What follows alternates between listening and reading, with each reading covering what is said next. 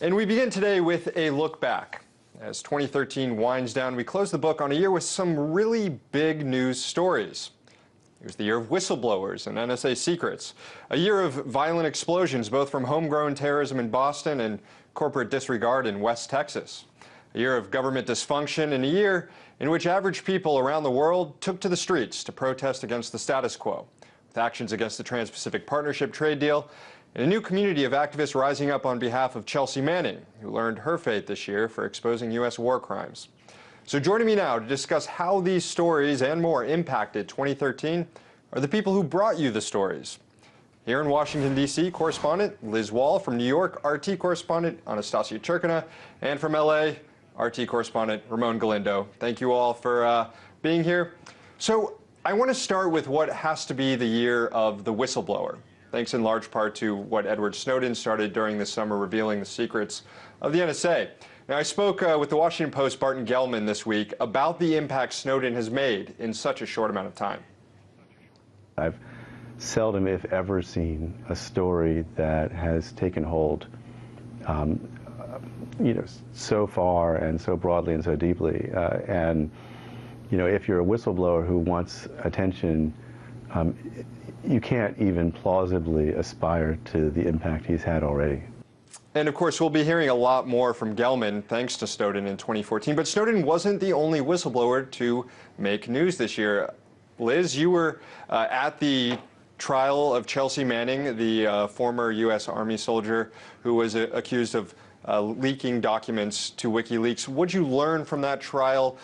How did this story impact 2013? Yeah, certainly it was a year of very high-profile leaks, namely the court-martial of Chelsea Manning, formerly known as Bradley Manning, spent a lot of time there covering the trial in Fort Meade, Maryland. Of course, he is accused of the largest leak of classified information in military history, charged with a very serious charge of aiding the enemy, in addition to a slew of other charges. In the end, the judge found him not guilty of that most serious charge of aiding the enemy, but guilty on most of the other charges. He was sentenced to 35 years behind bars. Of course, Manning, a divisive figure, some people hailing him as a hero for shining a light on government wrongdoing, others calling him a traitor for exposing government secrets. Throughout this trial, his attorney, David Coombs, tried to keep it under the radar, but did make a very public statement after that sentence was delivered in August. Here's what he had to say. While we were successful in avoiding the aiding the enemy offense, the fact that the government pursued this offense, the fact that the government let this offense go forward even after it was clear there was no evidence of any intent to do so, should sound an alarm to every journalist. It should sound an alarm to every concerned citizen. That was Manning's attorney there, David Coombs, arguing or kind of condemning the government for going so aggressively after Manning and overcharging him, he says, especially when it comes to this aiding the enemy charge. And he says, and what a lot of civil rights activists have argued throughout this case, is that it has had this chilling effect on the media. And also, Chelsea Manning isn't the only whistleblower who's heading to jail. John Kiriakou was sentenced to jail. He was a CIA whistleblower. We've, in fact, had a lot of the notable whistleblowers of this year in studio. What's John Kiriakou's story? How did his story affect this? That's right. It was actually around this time last year that he was sitting in this studio. I interviewed him right before he was about to go to jail. As you had mentioned, he's a former CIA officer, and he is also charged with leaking information to the media. Interesting thing about Kiriakou, before that happened, he was also the first CIA officer to publicly expose that torture does go on U.S. bases, Guantanamo Bay, and he brought specific attention to waterboarding, saying that this practice happens at Guantanamo Bay, and he called it torture. He used those words. Here is part of my conversation with him right before he went to prison. The Bush administration, more specifically President Bush at the time, was lying to the American people by saying that we were not waterboarding prisoners, we were not torturing anyone, and if anyone was being tortured, it was a result of rogue officers inside the CIA. Now, Anastasia, I want to bring you in now. As a result of what whistleblowers have done, particularly Chelsea Manning, in recent years, WikiLeaks has been able to bring to light some of the nation's darkest secrets about the Iraq War, the Afghanistan War, and particularly the detention facility in Guantanamo Bay, especially with this summer's hunger strike. You were at Guantanamo Bay, Anastasia. You gave us several reports from there. What's going on down there this year?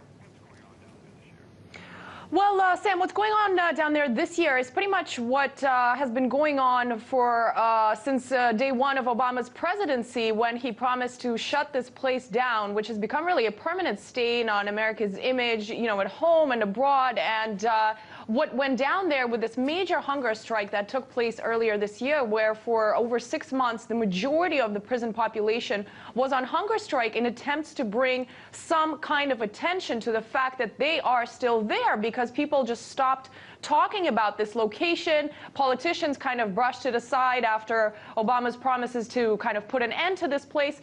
So we saw this kind of peak of desperation from the majority of the prison's population, over 100 people going on this major hunger strike, which so many times we've heard described as just a horrific process. And when we were there, the way officials talked to us about it was a lot more nonchalant. Take a listen.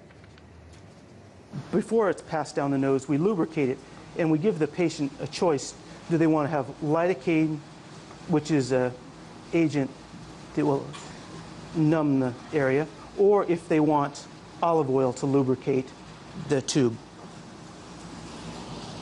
Most of our patients have been using olive oil. They seem to like it. In fact, some of our patients are so used to this, they will describe which nostril they want. So, Sam and guys, you know, one of the major things we saw at Guantanamo this year was that this huge disconnect between the way officials describe this place and present it to the media, and by the countless reports of desperation, torture, and just horrid conditions and hopelessness that we've heard from prisoners throughout the years. Anastasia, whistleblowers, hunger strikers, they didn't receive a lot of attention from the mainstream networks, but the Boston Marathon bombing was wall-to-wall coverage. It was a huge story this year. You were in Boston right after the bombing in what ended up being a wild few days in that city, with the manhunt for the bombers, the shootout, and the eventual capture of Johar Tsarnaev. What was it like? Well, you know, Sam, this was the biggest terror act in the United States since 9/11, and certainly, to say the least, was absolutely tragic and of course unexpected. And I think one of the bigger things that people learned from it was that this sense of security that we've kind of become accustomed to sort of in the United States, this pretend sometimes sense of security because of the measures that are put in place all over the country that kind of tell us that a lot of is being done to make sure these terrible things don't happen. This bombing showed people, I think, this year that nothing is as secure and safe as it feels in this day and age. And certainly it was just a very tragic, sad event. And the city of Boston has certainly recovered. But when we were there for about 10 days, it was really just really sad. And everybody was able to kind of communicate because, again, terrorism is, you know, something that that happens in a particular nation. It's something that unfortunately is plaguing the entire world.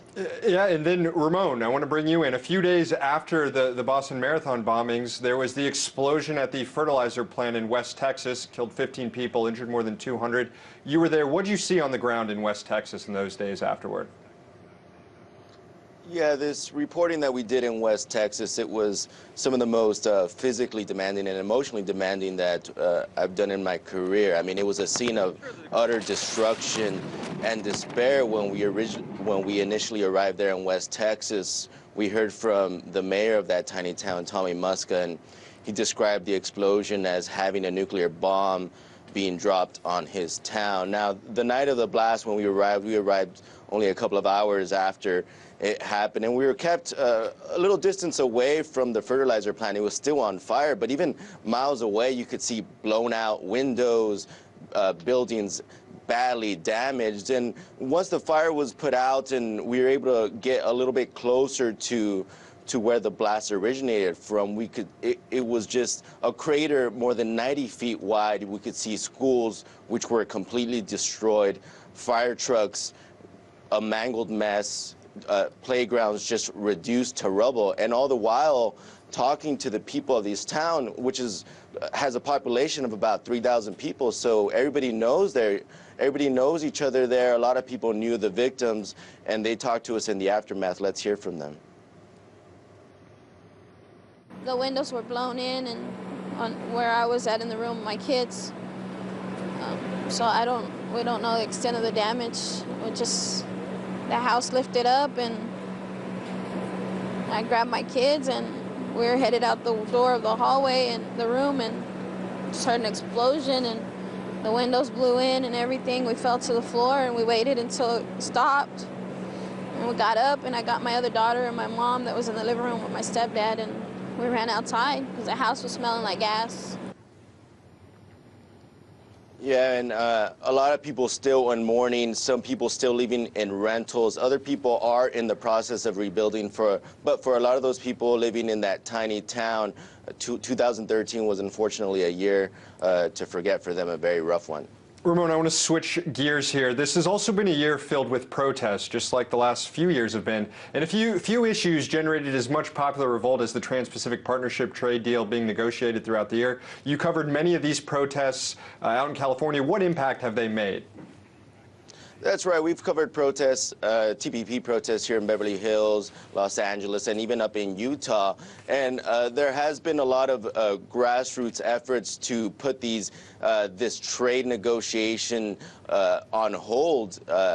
And so far, it appears to be successful because we're not just seeing opposition at the grassroots level. Many people in Congress are really concerned about the Obama administration's goals to move the TPP forward and to really fast-track it to Congress. We have to remember that the Obama administration really wanted to have this deal, which encompasses 12 nations, done by the end of this year. But it appears that the negotiators from all the countries involved haven't been able to come up with something that they all can agree on. So in 2014, you can expect to see more protests against the PPP, and many people in D.C. really questioning whether this is in the best interest of the United States and the other countries involved. Right, just one of many big stories this year brought to us by great correspondents covering them. RT correspondent Liz Wahl in our D.C. studio, Anastasia Churkina from New York, Ramon Galindo from L.A. Thank you all. Thank you. You bet.